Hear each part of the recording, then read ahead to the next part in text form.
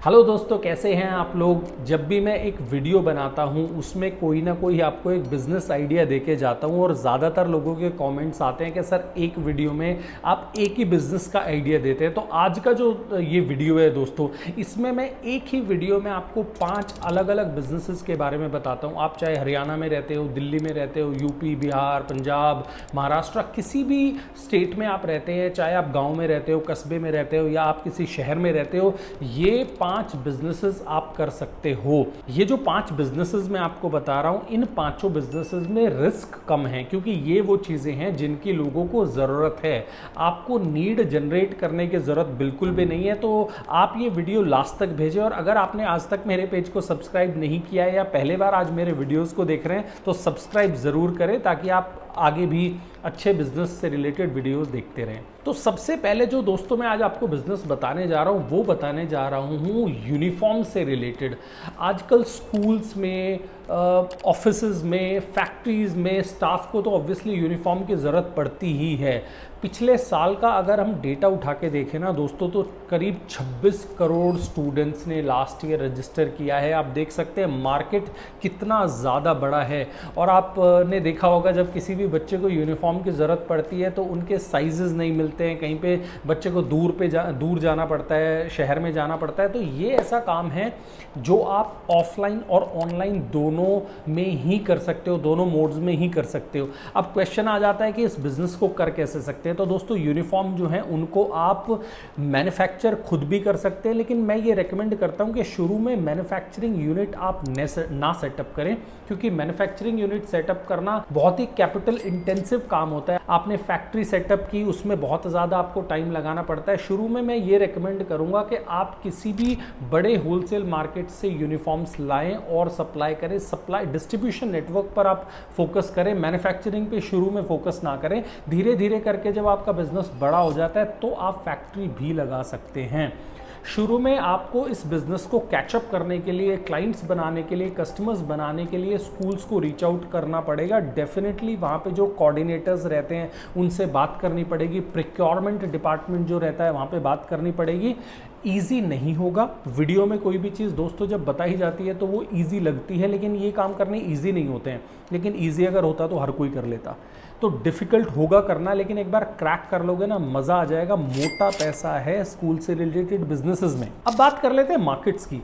हर बड़े सिटी में wholesale markets रहते हैं कपड़े के, उनमें कोई ना कोई व्यापारी बैठा रहता है जो यूनिफॉर्म का बड़ा काम करता है। अगर आप दिल्ली आ सकते हैं, दिल्ली देखो एशिया की सबसे बड़ी मार्केट्स में से एक है। एक बहुत बड़ी मार्केट है गांधीनगर। गांधीनगर आप जाओगे तो एक पूरी गली ऐसी है जिसमें बच्चों के यूनिफॉर्म्स ही मिलते हैं। तो वहाँ पर जाके आप होलसेल में भी परचेज़ कर सकते हैं। अगर आप ऑनलाइन परचेज़ करना चाहते हैं तो मैं बिल्कुल भी रिकमेंड नहीं करूँगा। आप ऑनलाइन बेच लीजिए लेकिन परचेज़ ऑनलाइन मत करना। अगर आपको ऑनलाइन किसी सप्लायर का नंबर मिल रहा है तो भी आप ऑफलाइन जाके उसको देखें। बेशक उससे व्हाट्सएप पे डिज़ाइन मंगवा लो, लेकिन जाके उसके पास देखें वो व्यापारी कैसा है, उसका फीडबैक लें। आसपास से जो और लोग उससे परचेज कर रहे हैं उससे उसका फीडबैक लें। ये चीज़ बहुत इंपॉर्टेंट है दोस्तों। तो इस तरह से आप यूनिफॉर्म का बिजनेस सेटअप कर सकते हैं। एक और जो बिजनेस मैं आज आपको इस वीडियो में बताने जा रहा हूँ दोस्तों, वो है home appliances service and repair का। पिछले साल की अगर बात करें ना तो इंडिया में अगर सिर्फ एयर कंडीशनर की बात करें, एसी की बात करें तो 1 करोड़ से ज़्यादा एसी बिके हैं।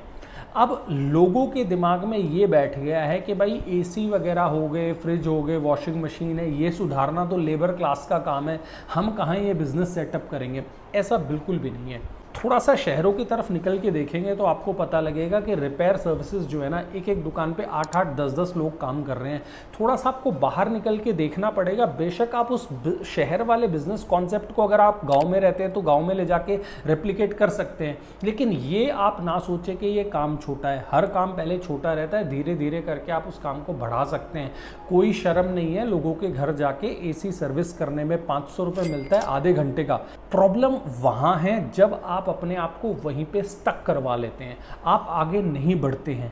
आप शुरू में आपने सर्विसेज का काम शुरू किया है, धीरे धीरे करके आप सेल्स में आ सकते हैं। शुरू में आप कम अप्लाइंसेज रखेंगे, धीरे धीरे करके आप अप्लाइंसेज बड़े रखेंगे। धीरे धीरे करके जो आपका सर्विस एंड रिपेयर का बिजनेस था ना, वो एक फुल फ्लेज इलेक्ट्रॉनिक शॉप भी बन सकता है अगर आप उसमें मेहनत करेंगे। तो इसमें मोटा पैसा है, अच्छा पैसा है, अच्छे कारीगर मिलते नहीं है। Number 3, car wash and detailing studio.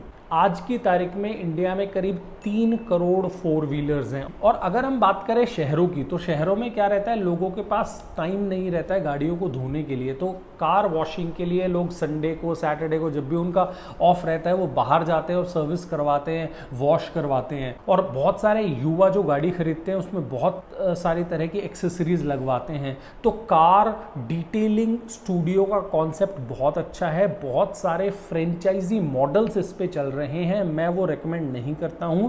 मैं आपको ये रेकमेंड करता हूं कि आप खुद का एक डिटेलिंग स्टूडियो बनाएं। डिटेलिंग स्टूडियो बनाने का क्या प्रोसेस रहता है, पहले आपको एक ब्रांड नेम सोचना पड़ेगा, उसके लिए आप एक ब्रांड एजेंसी हायर कर सकते हैं। फिर आपको इंटीरियर अच्छा सा बनाना पड़ेगा, उसके लिए आप इंटीरियर डिज़ाइनर हायर कर सकते हो। ऑब्वियसली बनाना ईजी नहीं रहेगा, आपको अलग अलग लोगों को हायर करना पड़ेगा, लेकिन जब बन जाएगा ना तो अच्छा बनेगा और कम कॉस्ट में बनेगा। जब आप किसी भी ऑफिस को कम कॉस्ट में हायर करते हैं, कोई दुकान कम कॉस्ट में बनाते हैं, तो आप कस्टमर से भी कम पैसा चार्ज करते हैं। जब आप कम पैसा चार्ज करते हैं तो आपके पास ज़्यादा कस्टमर्स आते हैं। फ्रेंचाइजी में एक बहुत बड़ा प्रॉब्लम ये रहता है कि मोटा पैसा आप शुरू में खर्च कर देते हैं और आपका रेट क्या रखना है कस्टमर के लिए उस पर कोई कंट्रोल नहीं रहता है, तो ज़्यादातर बिजनेस डूब जाते हैं।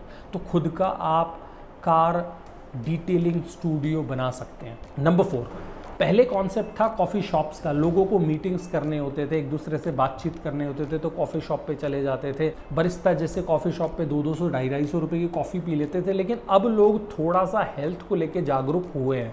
लोग कॉफ़ी से जूस की तरह शिफ्ट हो रहे हैं और जूस एंड शेक्स बार जो हैं ये अच्छे चल रहे हैं।